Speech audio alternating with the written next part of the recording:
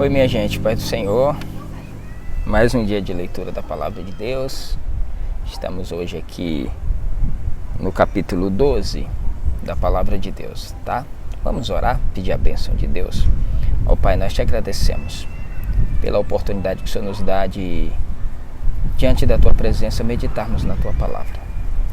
Nós pedimos que o Teu Espírito nos auxilie e nos ajude para que haja um entendimento satisfatório para a nossa alma, em nome de Jesus. Amém. Muito bem, Mateus capítulo 12. Naquela época, Jesus passou pelas lavouras de cereal em dia de sábado. Seus discípulos estavam com fome e começaram a colher espigas e comê-las. Assim que os fariseus viram aquilo, disseram-lhe: Vê, teus discípulos estão fazendo o que não é lícito em dia de sábado. Mas Jesus lhe respondeu: Não lestes o que fez Davi quando ele e seus companheiros estavam com fome? Como entrou na casa de Deus e comeram os pães da presença, os quais a lei não lhes permitia comer, nem a ele, nem aos que com ele estavam, mas exclusivamente aos sacerdotes? Ou não lestes na lei que aos sábados os sacerdotes no templo violam o sábado e contudo são desculpados? Pois eu vos afirmo que aqui está quem é maior do que o templo. Entretanto, se vós soubesses o que significa estas palavras, misericórdia quero e não holocaustos, não tereis condenado os que não têm culpa, pois o Filho do Homem é o Senhor do sábado. Jesus passando por uma plantação de cereais, os discípulos começaram a colher espigas e a comer, e os fariseus percebendo aquilo, falaram: está vendo? Esse homem é um desobediente da lei, esse homem é um transgressor da lei. Os discípulos deles estão trabalhando no sábado, colhendo espigas, e ele não fala nada. Você deixa isso acontecer? Ele falou: vocês nunca leram que quando Davi estava voltando da guerra, morrendo de fome com seus homens, eles passaram lá e comeram o pão da preposição, que não era permitido que eles comessem, apenas o sacerdote era permitido, e eles comeram, não tiveram problema, não fez mal nenhum para eles. Jesus estava se colocando: eu sou aqui maior do que o sábado, eu sou o Senhor do sábado. Por que eu não deveria matar a fome de alguém porque é sábado? O que é mais importante, deixar alguém com fome ou guardar o sábado? Era isso que Jesus estava mostrando para eles. Tendo Jesus saído daquele lugar, foi para a sinagoga deles. Encontrava-se ali um homem que tinha uma das mãos atrofiadas. Mas, procurando motivo para acusar Jesus, eles o questionaram: é lícito curar no sábado? Ao que Jesus lhe propôs: qual de vós será o homem que, tendo uma ovelha, e num sábado esta cair em um buraco, não fará todo o esforço para retirá-la de lá? Assim sendo, quanto mais vale uma pessoa do que uma ovelha? Por isso é lícito fazer o bem no sábado. Então dirigiu-se ao homem e disse: estende a tua mão. Ele a estendeu e ela foi restaurada, ficando sã como a outra. Diante disso saíram os fariseus e começaram a conspirar sobre como poderiam matar Jesus. Jesus sai, já tinha tido um embate com eles lá na plantação. Agora entra na sinagoga deles, e aí eles, querendo colocar Jesus à prova, pergunta se é lícito curar no sábado. Jesus disse: qual de vocês que tendo um animal e ele cair no buraco no sábado, vocês deixam ele morrer? Você não vai fazer qualquer esforço para retirar. Daqui um homem é mais importante do que um animal, é mais importante do que uma ovelha.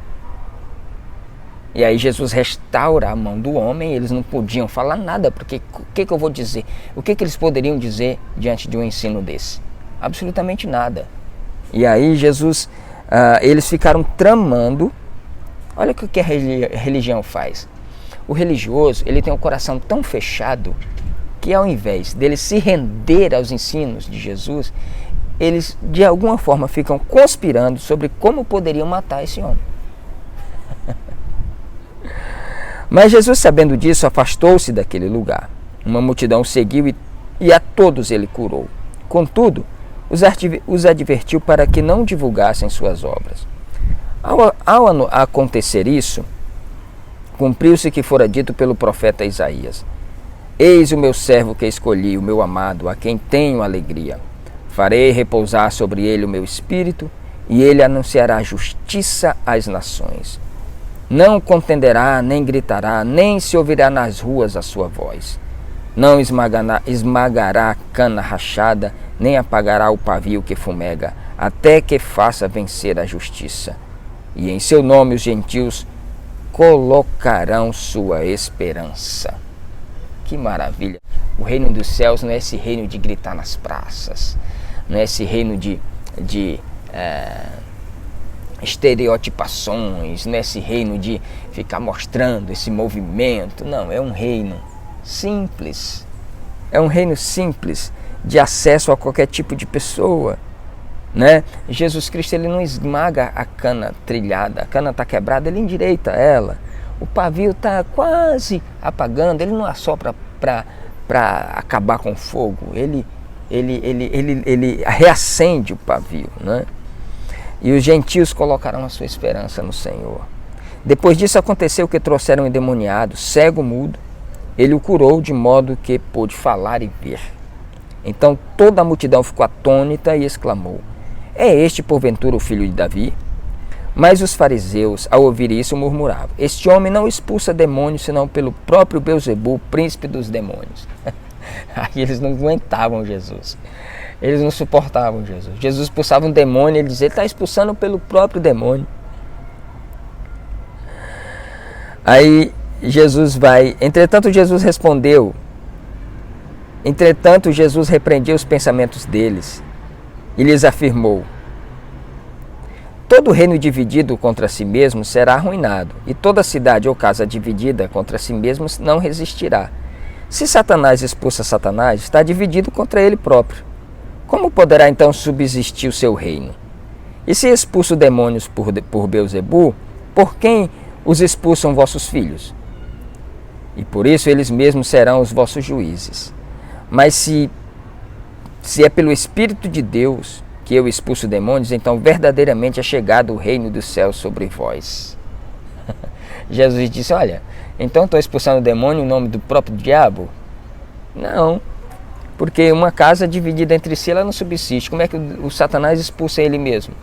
Então ele está brigando contra ele mesmo? E se eu expulso demônios por Deus, então realmente chegou até vocês o reino dos céus. Eles não tinham como argumentar diante de Jesus, né? Ou ainda, como pode alguém entrar na casa do homem forte e roubar-lhe todos os seus bens, sem primeiro amarrá-lo? Só depois disso será possível saquear a sua casa. Quem não está comigo, está contra mim. E aquele que comigo não colhe, espalha. Falou: olha, o inimigo é forte, mas existe um que vai lá e amarra ele e domina toda a casa, não é? Portanto, eu vos assevero, todos os pecados e blasfêmias serão perdoados às pessoas. A blasfêmia contra o Espírito Santo não será, porém, perdoada. Qualquer pessoa que disser uma palavra contra o Filho do Homem, isso lhe será perdoado. Porém, se alguém falar contra o Espírito Santo, não lhe será isso perdoado, nem nesta época, nem no tempo futuro. Jesus deu uma sentença muito severa aqui para eles. Falou: olha, vocês estão atribuindo as obras de Deus, as obras do Espírito Santo, ao inimigo, ao demônio. E isso não tem perdão. Isso mostra o coração endurecido deles. Eles não se dobraram, nunca se dobraram, jamais. Morreram resistindo à palavra de Deus. Para essas pessoas que preferem resistir à palavra de Deus e não se dobrar a ela, que perdão tem? Nem aqui, nem no futuro não terá perdão. Ou fazei a árvore boa e o seu fruto bom, ou a árvore má e o seu fruto mau, pois uma árvore é conhecida pelo seu fruto. Raça de víboras!